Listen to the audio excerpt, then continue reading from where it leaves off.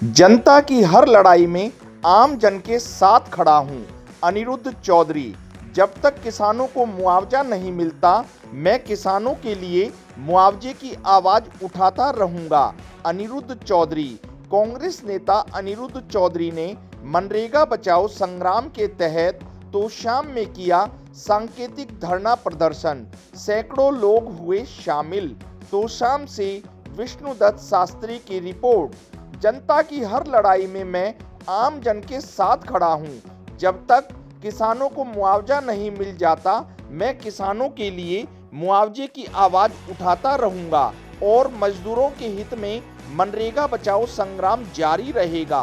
उक्त शब्द कांग्रेस के भिवानी ग्रामीण जिला अध्यक्ष अनिरुद्ध चौधरी ने शुक्रवार को तोशाम के खंड विकास एवं पंचायत अधिकारी कार्यालय के बाहर मनरेगा बचाओ संग्राम के तहत सांकेतिक धरने के दौरान उपस्थित लोगों को संबोधित करते हुए कहे। इस मौके पर उन्होंने राष्ट्रपिता महात्मा गांधी की पुण्यतिथि पर उनको श्रद्धा सुमन अर्पित किए और 2 मिनट का मौन रखकर उन्हें श्रद्धांजलि भी दी।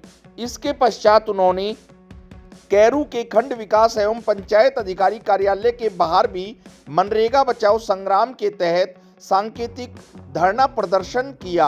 उल्लेखनीय है कि कांग्रेस के ग्रामीण जिला अध्यक्ष अनिरुद्ध चौधरी शुक्रवार को तोशाम के खंड विकास एवं पंचायत अधिकारी कार्यालय में मनरेगा बचाओ संग्राम के तहत सांकेतिक धरने के दौरान उपस्थित सैकड़ों लोगों को संबोधित कर रहे थे। इस दौरान मनरेगा का नाम बदलने से गुस्साए अनिरुद्ध चौधरी ने भाजपा को आड़े हाथों लेते हुए कहा कि भाजपा सरकार ने मनरेगा का नाम बदलकर इस योजना के तहत किए गए बदलाव से मजदूरों के हक पर डाका डालने का काम किया है।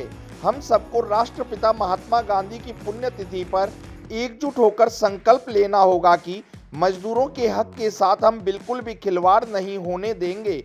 अनिरुद्ध चौधरी का कहना था कि भाजपा की नीतियों से आम जन पूरी तरह से तंग है, क्योंकि बुजुर्गों को उनके मान सम्मान के रूप में मिलने वाली पेंशन काटी जा रही है।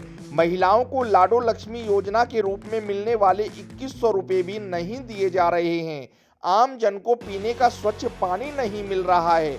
आम जन को फैमिली आईडी के चलते दर दर की ठोकरें खानी पड़ रही हैं। जो भाजपा सरकार किसानों की आय दोगुनी करने का वायदा करती थी, उस भाजपा सरकार में किसानों की आय तो दोगुनी हुई है, लेकिन वह सिर्फ फैमिली आईडी में, ना कि धरातल पर।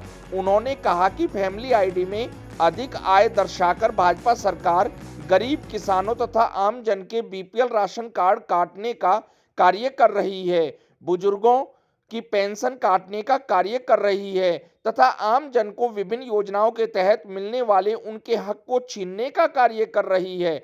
अनिरुद्ध चौधरी का कहना था कि वह किसी भी सूरत में बुजुर्गों के सम्मान को ठेस नहीं पहुंचने देंगे। जब तक किसानों को मुआवजा नहीं मिल जाता, उनको मुआवजा दिलवाने की लड़ाई लड़ते रहेंगे। मजदूर का छीना हुआ हक दिलवाकर रहेंगे। आखिरी सांस तक वह आम जन के साथ खड़े हैं। आम जन के साथ वह किसी भी तरह का अन्याय नहीं होने देंगे। मौके पर विभिन्न गणमान्य व्यक्ति मौजूद थे। आपसे निवेदन करूंगा, कुछ क्षणों के लिए आप अपने अपने स्थान पर खड़े हो जाएं। महात्मा गांधी की याद में कुछ पलों का मौन रखें।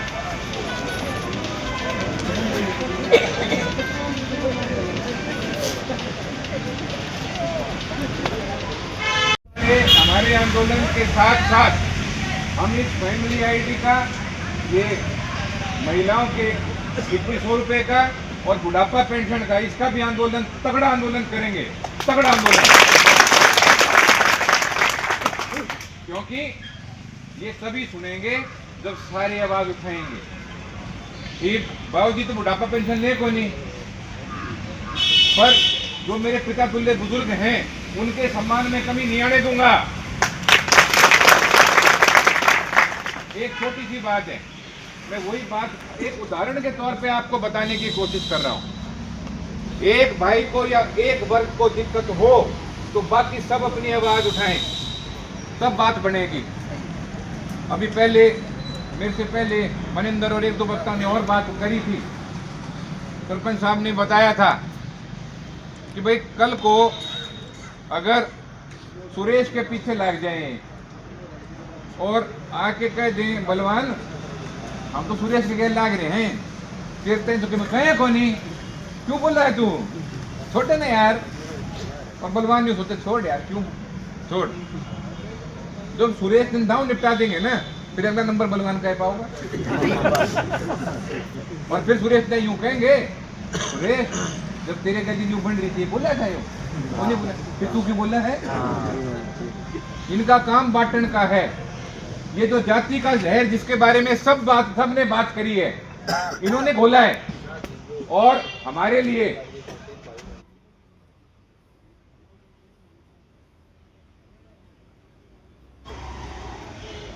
इस जहर को निकालने का एक तरीका है। और मेरे एक आधा भाई को मैं कहूँ गंभीरता से ले लो, नहीं आगे तारे सामने दिक्कत आओगी, हमारी तो आधी जिंदगी निकल ली। और इसको जहर को मिटाने का एक ही तरीका है कि अगर एक भाई को दिक्कत हो तो सब आवाज उठाएं। आज के दिन मैंने आपको वापस याद दिलाता हूं, मैंने चुनाव के समय जो बात, आज आपने जो धरना प्रदर्शन किया इसके बारे में। ये धरना प्रदर्शन हमारी पार्टी ने एक मुहिम चलाई है जिसमें नरेगा को हटाकर जो नरेगा की जो मेन जो अच्छी चीज़ें हैं उनको हटाने का जो काम किया है उसको वापस से बहाल कराने के लिए हम ये गांव लेवल पर और ये ब्लॉक लेवल पर एक हम अभियान चला रही है, उसका हिस्सा रहे हैं। आज पूरे जिले में आपने सभी ब्लॉकों पे धरना प्रदर्शन किया है, क्या खामियां दिखाई दे रही है आपने जो सबसे बड़ी बात इसमें ये है कि जो मजदूर वर्ग है उनके लिए नरेगा एक गारंटी देता था कि साल में कम से कम 100 दिन आपकी रोजगार आपको मिलेगा, आपको रोजगार आपको। और अगर आपको किसी कारण आपने मांगा और नहीं दिया तो उसका मुआवजा आपको दिया जाएगा। तो ये जो गारंटी हटाई है ये सबसे बड़ा एक वार है एक बहुत ही गरीब तबके पर, जिसके लिए हम सबसे ज़्यादा विरोध करते हैं। केंद्र और प्रदेश सरकार को लगभग केंद्र सरकार को 2 साल होने वाले हैं और प्रदेश सरकार को लगभग 1.5 साल होने वाला है, क्या कितना सफल मानते हैं आप, कितने वादे पूरे कर पाए? मैं इनको बिल्कुल नाकाम मानता हूँ। अब यहाँ पर अभी महिलाएं आई हुई थी, मैंने उनसे पूछा भी, उनके 2100 रुपये अब तक मिले नहीं, क्योंकि एक चीज़ जो है जो अब सब समझने लग गए हैं कि स्कीम की कोई भी घोषणा करते हैं उस घोषणा में अड़चनें इतनी ला देते हैं बीच में तो स्कीम का फ़ायदा एक बहुत ही थोड़े लोगों को मिलता है। और जैसे बुढ़ापा पेंशन की बात है, बुढ़ापा पेंशन को लेकर हम एक बहुत बड़ा अभियान शुरू कर रहे हैं। और आप देखो ये एक सम्मान भत्ता है जिसमें बुढ़ापा पेंशन नाम है इसका नाम ये नहीं है बुढ़ापा पेंशन अगर आपकी फैमिली की इनकम इतने ज़्यादा नहीं हो तो ये नाम नहीं है इसका बुढ़ापा पेंशन है। तो जो ये एक उस तरीके इसकी सोच ये है कि आप जब बुज़ुर्ग हो जाते हैं, जब आप खुद कमाने के हिसाब के नहीं रहते, तब आपको एक जो हमारे संविधान के अंदर प्रियम्बल के अंदर जो एक सोशल वर्ड है, ये उस संविधान से ली हुई ताकत है कि हम समाज को किस तरीके से और सशक्त करें। तो बुज़ुर्गों को ये सम्मान भत्ता है जो दिया जाता है और इसको भी अब काटने का काम कर रहा है, जो बहुत गलत है।